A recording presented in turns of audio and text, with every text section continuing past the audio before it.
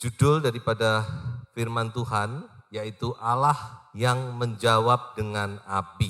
Kita mau memfokuskan perhatian kita kepada satu kisah yang tercatat di dalam 1 Raja-Raja 18. Mulai ayat yang ke-20 sampai ayat yang ke-46.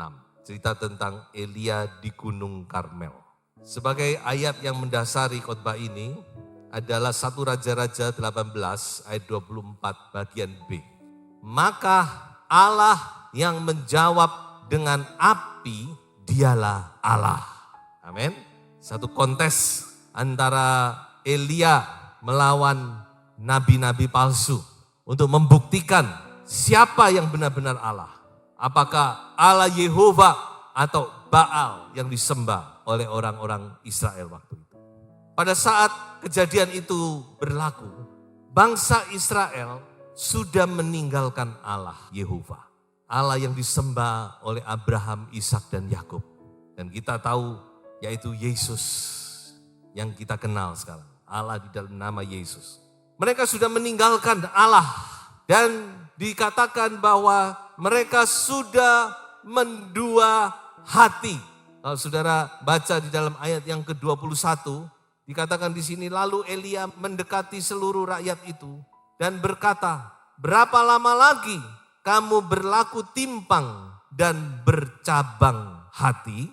Dalam terjemahan lama dipakai kata berjalan pincang dengan ingatan bercabang. Kalau terjemahan bahasa Indonesia sehari-hari lebih simpel, dikatakan mendua hati.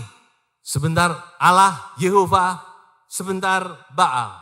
Sebentar menyembah Tuhan, sebentar menyembah patung berhala. Bercabang hati, saudara-saudara. Itu keadaan bangsa Israel waktu itu. Dan firman Tuhan berkata kalau orang bercabang hati itu nggak bisa tenang hidupnya. Yakobus berkata. Nah itulah sebabnya muncul tantangan tadi ya. Di dalam ayat 21 dikatakan mengapa kamu berlaku timpang dan bercabang hati. Kalau Tuhan itu Allah, ikutilah dia. Dan kalau Baal, maksudnya kalau Allah yang benar itu Baal, ya ikuti dia. Panas, panas, dingin, dingin, kira-kira demikian. Hitam, hitam, putih, putih. Jangan abu-abu. Jadi Elia memberikan satu tantangan kepada bangsa Israel waktu itu. Karena mereka bercabang hati, mendua hati. Kita harus hati-hati dengan situasi mendua hati ini. Ya Tuhan, ya dunia. Ya Kristus, ya Mamon. Jadi ini saya bicara bukan bicara bangsa Israel, saudara-saudara ya. Jadi firman Tuhan itu kita tidak mempelajari sejarah. Tapi apa yang dikatakan oleh firman Tuhan itu sedang terjadi saat ini. Dan mungkin juga di sini terjadi. Dan mungkin itu adalah Anda dan juga mungkin saya. Bagaimana hati kita? Mendua hati. Gereja di Air Saman adalah gereja yang mendua hati. Kata kitab Wahyu. Sidang jemaat Laodikia adalah sidang jemaat yang mendua hati. Tidak dingin, tidak panas. Makanya Tuhan berkata, lebih baik kamu dingin sekali atau panas sekali. Sebab kalau kamu suam-suam kuku, aku muntahkan kamu dari mulutku. Itulah situasi bangsa Israel waktu itu. Mengikut Tuhan dengan separuh-separuh. Kita harus waspadai hal ini. Dan saudara-saudara, sebagai akibat yang terjadi karena mereka mendua hati, maka mereka mengalami kekeringan. 3,5 tahun mereka tidak pernah mendapat hujan. Itu background daripada peristiwa ini. Mereka mengalami kekeringan, tidak ada hujan, tidak diberkati oleh Tuhan.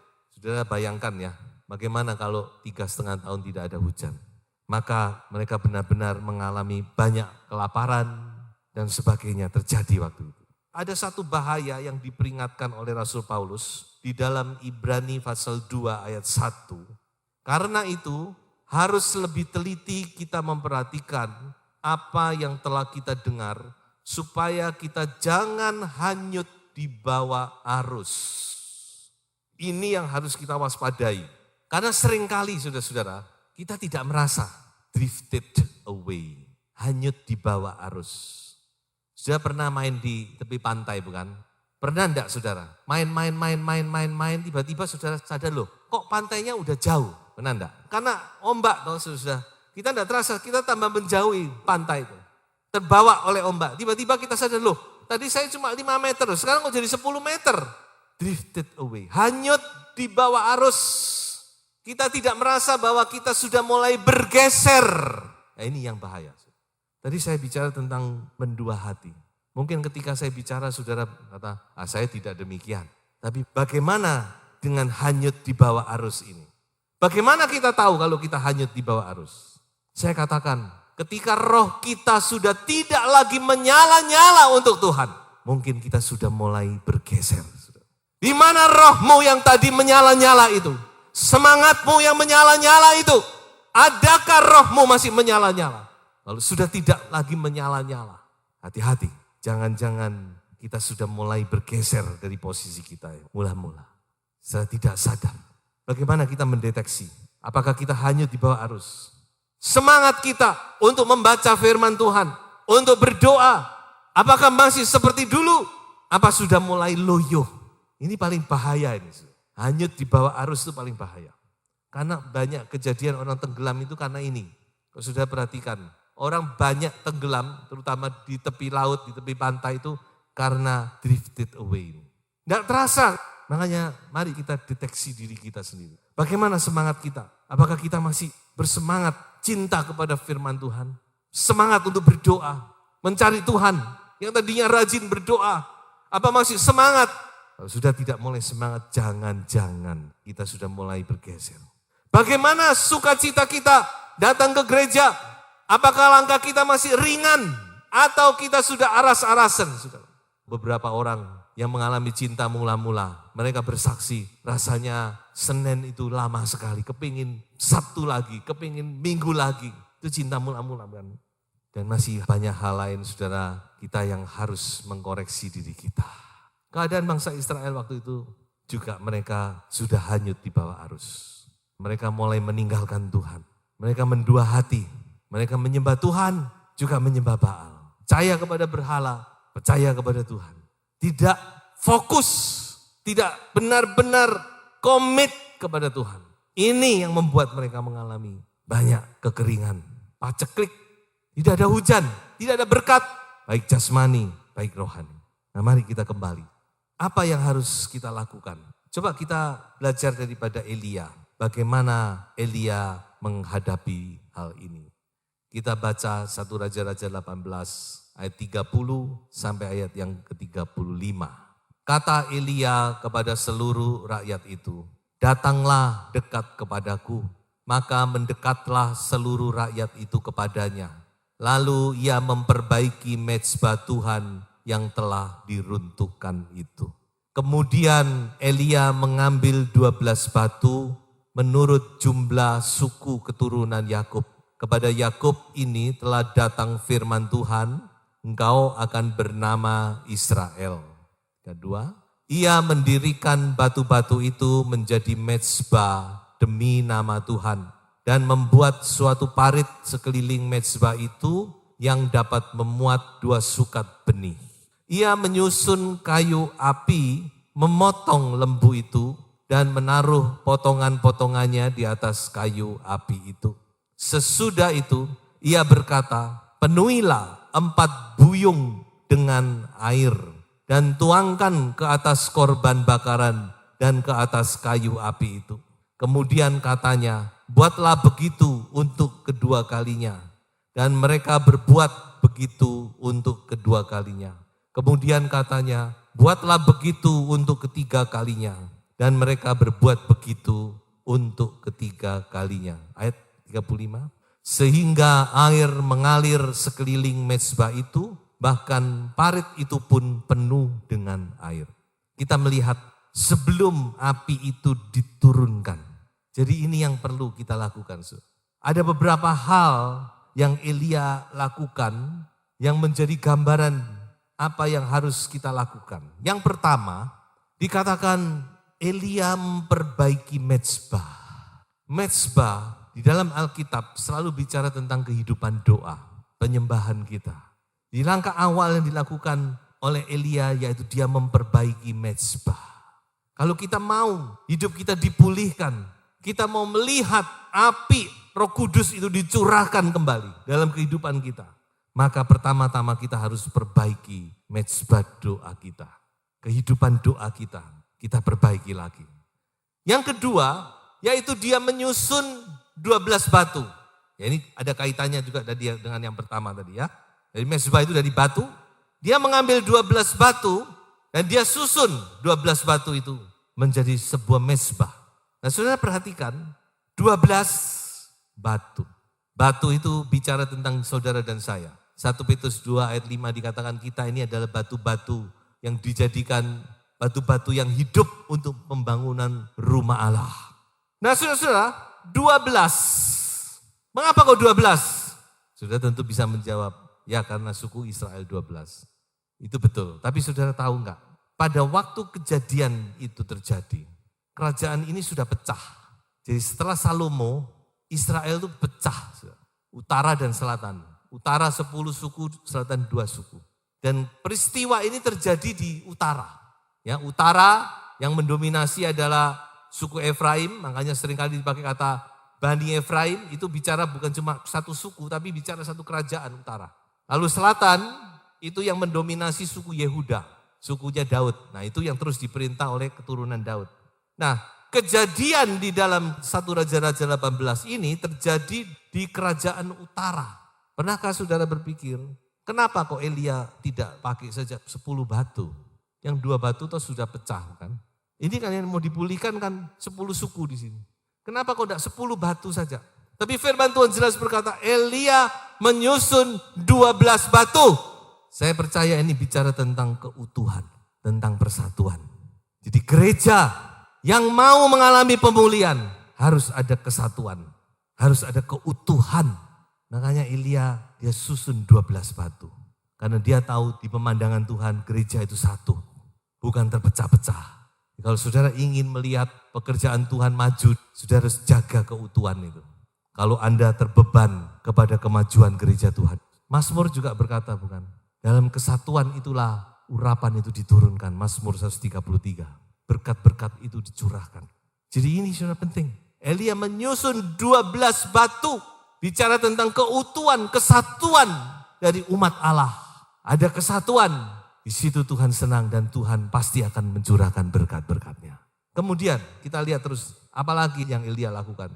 Dia menyusun kayu api. Nah kayu ini tentu sangat dibutuhkan. Karena ini adalah bahannya bukan? Bahan untuk membakar korban itu kayu. Nah bicara tentang apa kayu api ini? Kalau saudara membaca di dalam Roma 12 ayat 1, dikatakan di situ Paulus berkata, persembahkan tubuhmu. Jelas, tubuhmu. Persembahkan itu menjadi korban yang hidup, kudus, dan berkenan kepada Allah. Tubuh, hidup kita ini, yang kelihatan ini, yang di dunia ini. Tubuh harus menjadi satu korban yang kudus dan berkenan kepada Allah. Tubuh ini paling gampang dicemari. Iblis itu masuk selalu lewat tubuh. Makanya iblis itu selalu dengan berbagai macam cara dia berusaha mencemari tubuh anak-anak Tuhan ini. Padahal tubuh ini penting. Karena tubuh inilah, di dalam tubuh inilah kita hidup. Dalam tubuh inilah kita memuliakan Tuhan. Dalam tubuh inilah kita melayani Tuhan. Makanya firman Tuhan berkata, persembahkan tubuhmu menjadi sesuatu yang hidup, bukan nanti kalau sudah mati. Tidak ada gunanya kalau sudah mati. Ketika kita masih hidup ini, hiduplah dengan kekudusan dan cara yang berkenan kepada Allah. Supaya saudara bisa menjadi kayu api. Kayu api disusun. Karena ini sebentar akan dibakar oleh apinya Tuhan. Dan kemudian apalagi yang berikutnya adalah Elia menyembelih korban. Ada darah yang tercurah. Kepada darah itu Allah mencurahkan rohnya. Dan kita sudah punya korban itu. Paulus berkata bahwa anak domba Paskah kita sudah disembelih. Jadi Tuhan sudah siapkan, Tuhan sudah sediakan korban. Yaitu Yesus Kristus. Inilah korban itu yang Tuhan sudah siapkan bagi saudara dan saya. Sudah disembelih. Korban darah. Karena Allah cuma melihat darah Yesus, darah anaknya. Allah tidak melihat siapa kita. Maka saudara hebat, pendidikan, kaya, bagi Tuhan itu tidak penting. Yang Tuhan lihat hanya korban darah. Ingat, waktu bangsa Israel dilepaskan, Tuhan tidak lihat siapa yang di dalam rumah. Kalau tidak ada korban darah, kalau tidak ada darah, pasti alami kematian. Jadi Tuhan melihat korban. Korban darah ini bicara tentang Yesus Kristus. yang sudah menjadi korban di atas kayu salib, Golgota. Dan yang kelima, saudara-saudara, nah ini yang agak luar biasa, spektakuler ya. Orang mau nyalakan api, tidak mungkin dicampur dengan air, bukan? Tapi yang dilakukan Elia ini, dia mau membuktikan bahwa Allahnya itu Allah yang hebat. Dia bikin parit di sekitar mezbah, lalu dia suruh mereka siram air itu korban. Sampai air itu meluber dan memenuhi parit itu. Apa artinya ini? Air itu selalu bicara tentang firman Tuhan. Jadi firman itu digambarkan seperti air di dalam Alkitab yang menyucikan, yang membersihkan kita. Jadi saya boleh katakan bahwa yang kelima ini bicara tentang hati kita, hidup kita yang dipenuhi dengan air firman Tuhan. Tanah hati yang gembur. Air itu memenuhi parit itu. Sehingga saya yakin tanah itu menjadi gembur. Tanah itu menjadi basah. Demikian juga ketika hati kita terbuka, kita menyambut firman, kita menampung firman Tuhan. Maka disitulah kita akan melihat kemuliaan Tuhan dinyatakan. Jadi firman itu penting. Kehidupan kita harus penuh dengan firman. Paulus berkata di dalam surat Kolose, dengan segala cara simpan firman Tuhan itu. Dengan segala cara, dengan segala hikmat, bagaimana caranya simpan firman. Saya senang ada gerakan-gerakan membaca firman. Tapi saudara baca dengan teliti ya, dengan kerinduan. Sungguh-sungguh kita masukkan dalam hati. Sehingga firman itu menjadi daging. Setelah 5 hal ini dilakukan oleh Elia, lalu kita melihat apa yang terjadi. Mari kita baca di dalam ayat 38. Kembali kepada 1 Raja-Raja tadi, pasal 18, ayat 38. Lalu turunlah api Tuhan, menyambar habis korban bakaran, kayu api, batu, dan tanah itu. Bahkan air yang dalam parit itu habis dijilatnya. Luar biasa. Api Tuhan turun. Elia berkata, Allah yang menjawab dengan api. Dialah Allah. Dan Allah buktikan. Dia turunkan api dari sorga. Api yang luar biasa. Yang membakar, dikatakan sampai batu, sampai tanah, sampai air semuanya terbakar habis. Saya tidak tahu api yang bagaimana itu. Membuktikan bahwa Allah itu dialah Allah. Allah Yehova. Allah dari Abraham, Ishak dan Yakub. Allah saudara dan saya yang kita kenal di dalam nama Yesus Kristus. Dialah Allah. Jangan ragu-ragu. Kita juga rindu. Saudara. Kita tidak mau cuma membaca. Ya setiap ayat firman Tuhan, janji itu kita mempunyai. Milik saudara dan saya. Kita juga rindu ini terjadi lagi dalam gereja Tuhan. Api Roh Kudus dicurahkan dengan luar biasa. Bukan sampai di sini saja. Apa yang kemudian terjadi? Hujan diturunkan. 3,5 tahun tidak ada hujan. Bayangkan kalau hujan itu diturunkan. Saudara, betapa mereka penuh dengan sukacita. 3,5 tahun kering, tidak ada hujan. Tuhan tahan hujan itu. Tapi ketika api itu turun, Roh Kudus bekerja, maka hujan pun diturunkan. Saudara. Hujan berkat diturunkan dengan derasnya. Di situ bangsa Israel benar-benar tahu bahwa Yesus, dialah Tuhan. Yehova, dialah adalah Tuhan. Mari saudara, kita mau alami hal ini. Saya yakin dan percaya, kalau hati kita terbuka, Tuhan juga akan nyatakan apinya bagi kita. Tuhan akan turunkan juga apinya. Karena Tuhan adalah Tuhan yang sama. Tuhan yang kita baca, Tuhan yang kita pelajari adalah Tuhan yang juga ada di tengah-tengah saudara dan saya. Mari kita buka hati kita. Sebagai kesimpulan dari khotbah saya, Tuhannya Elia itu juga Tuhan kita. Yaitu Tuhan yang menjawab dengan api. So itu bila kita mau membenahi hidup kita, maka api Roh Kudus dan hujan berkat Allah pasti dicurahkan atas hidup kita. Tuhan Yesus memberkati.